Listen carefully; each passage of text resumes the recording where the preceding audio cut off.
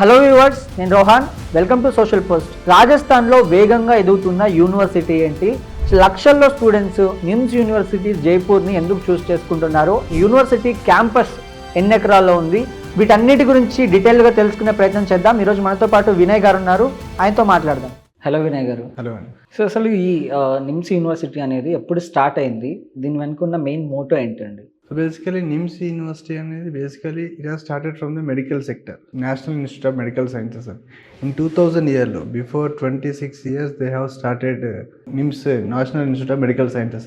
Okay. So after one by them, still they have reached 2008కి వచ్చేసరికి they have started established as a university, NIMS University. Okay. So medicalతో పాటు they have entered into the management, engineering, every courses has been added to the university. From that years, today it was still 2026. It's been 15 years long journey. So it is one of the top university, leading university in Rajasthan. So that is the reason we have got good rankings and all regarding the NIMS University. Okay. NIMS university Jaipur campus చాలా పెద్దదని విన్నాను. అంటే ఎన్ని ఎకరాల్లో ఉందండి ఇది? So basically it is all about 350 acres campus అండి.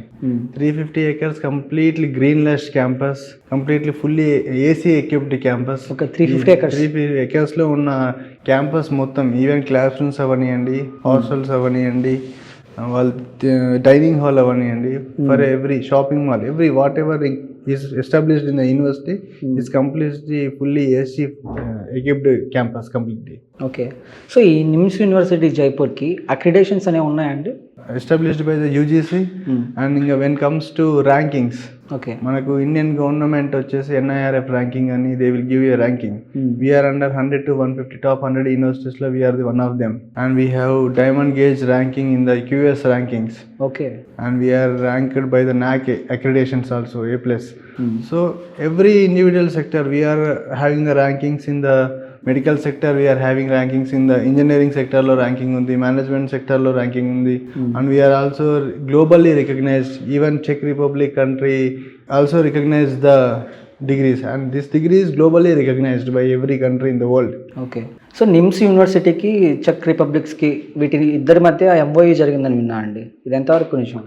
So basically global submit ఏదైతే నరేంద్ర మోడీ గారు అండర్లో 2024లో global summit, we invite all the country prime ministers, we request for the investments and to maintain the bilateral relationship in technology and education gani.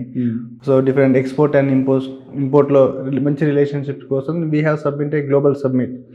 So that global summit lo Czech Republic prime minister also visited the Indian country. Okay. So that time there was an interaction between the NIMS University and chairman and the Czech Republic prime minister. So in that case Czech Republic prime minister visited NIMS University. Okay. So యూనివర్సిటీని visit చేసిన తర్వాత ఈ was impressed with the university infrastructure and the facilities provided by the university. Then they have decided that to increase the bilateral relationship, టెక్నాలజికల్గా కానీ ఎడ్యుకేషన్గా కానీ ఒక real strong relationship build చేసుకోవడానికి బోత్ టుగెదర్ ఒక advanced technology equipped AI research, robotics, cyber security, cybernetics పైన ఒక advance technology research centre establish చేయాలని నిమ్స్ యూనివర్సిటీ చైర్మన్ అండ్ చెక్ republic prime minister in collaboration with the చెక్ Republic university of AI, robotics and computing. Okay. So they have done a MOU and in 2024 it started the journey. By 2025 Czech Republic Institute of Robotics, AI and Computing plus NIMS University in collaboration, NIMS యూనివర్సిటీలో మ్యారిక్ institute of computing, AI, robotics and cybernetics అనే ఒక AI research centre start చేశారు. That was well equipped labs, high advanced labs. అంటే ఇండియాలో I can challenge that ఇండియాలో ఉన్న ఏ university కూడా అంత అడ్వాన్స్ టెక్నాలజీ ల్యాబ్స్ కానీ అలాంటి ల్యాబ్స్ కానీ ఎక్కడ లేవు ఇప్పటికీ. So it was established by the 50 top researchers from the Czech Republic and Indian government scientists. So అలాంటి సైంటిస్ట్లు ఇన్వాల్వ్ అయ్యి రీసెర్చ్ సెంటర్ స్టార్ట్ చేశారు. So that is a great achievement for the NIMS university and also the Indian and చెక్ Republic governments. Okay. Countries. So దీనివల్ల Indian స్టూడెంట్కి కలిగే లాభాలు ఏంటండి? సో బేసికల్లీ ఇప్పుడు ప్రతి కాలేజ్లో every student is going towards the computer science. అందులో AI, ఆర్టిఫిషియల్ ఇంటెలిజెన్స్ కానీ, సైబర్ సెక్యూరిటీ కానీ, రోబోటిక్స్ కానీ, data science. These are the next 10 to 15 ఇయర్స్లో ఉన్న స్పెషలైజ్డ్ బ్రాంచెస్.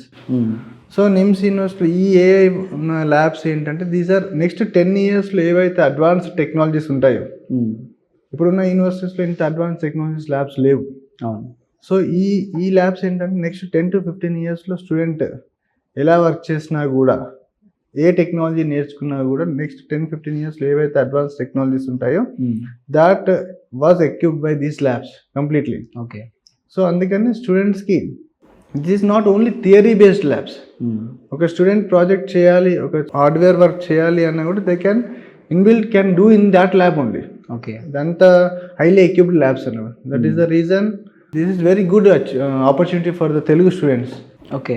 సో ఇప్పుడు ఈ కొలాబరేషన్ ద్వారా ఏఐలో కానీ, రోబోటిక్స్లో కానీ, సైబర్ దాంట్లో కానీ ఈ సెక్టార్స్లో మన వాళ్ళు ముందుకెళ్ళే ఛాన్సెస్ ఉన్నాయా? ఇప్పుడున్న జనరేషన్లో we have everything. AI is going to change a lot of in the country sectors, different job sectors. So అన్ని యూనివర్సిటీలో ఏఐ చదువుకుంటారు పిల్లలు, but how consistence and how depth of the knowledge వాళ్ళకి వస్తుంది అనేది ఇంపార్టెంట్. ఓకే. వాళ్ళు ప్రాక్టికల్గా ఎంత ఎక్స్పోజర్ తీసుకుంటున్నారు, లైవ్ ప్రాజెక్ట్స్ మీద ఎంతవరకు వర్క్ చేస్తున్నారు అనేది కూడా ఇంపార్టెంట్. బికాజ్ ఎన్ని ఆపర్చునిటీస్ ఉన్నాయి అంతే కాంపిటీషన్ ఉంది మార్కెట్లో. సో ఆ మార్కెట్ని బీట్ చేయాలి, ఆ కాంపిటీషన్ని బీట్ చేసి వీళ్ళకి మంచి ప్యాకేజ్, మంచి జాబ్ ఆపర్చునిటీస్ రావాలి అంటే they have to be well practical exposure ఎక్కువ ఉండాలి, లైవ్ ఆన్ ప్రాజెక్ట్స్లో ఎక్కువ చేయాలి. So these labs are maintained by the industrial companies. For example if I take software labs ఉన్నాయి. Okay. HP will enable all the software labs established in the NIMS University. When comes to the data science, cloud computing labs will completely enabled by the Amazon AWS. When comes to robotics, automation, hardware labs అన్ని siemens company hand ఓవర్లో ఉంటాయి, enable చేసుకుంది. When comes to the processing unit, graphic design, ఇదంతా NVIDIA will take care of this. అంటే ఒక industry experts will take care of the particular labs. So student will have more exposure towards the practical exposure. Okay. అంటే దీనివల్ల మనకి ఇప్పుడు joint projects కూడా పెరిగే అవకాశాలు ఉన్నాయి స్టూడెంట్స్కి? Yeah, that was the main motto. ఇప్పుడు అక్కడ ఉన్న అడ్వాన్స్ టెక్నాలజీస్ ఇక్కడ ఇంప్లిమెంట్ చేయడం.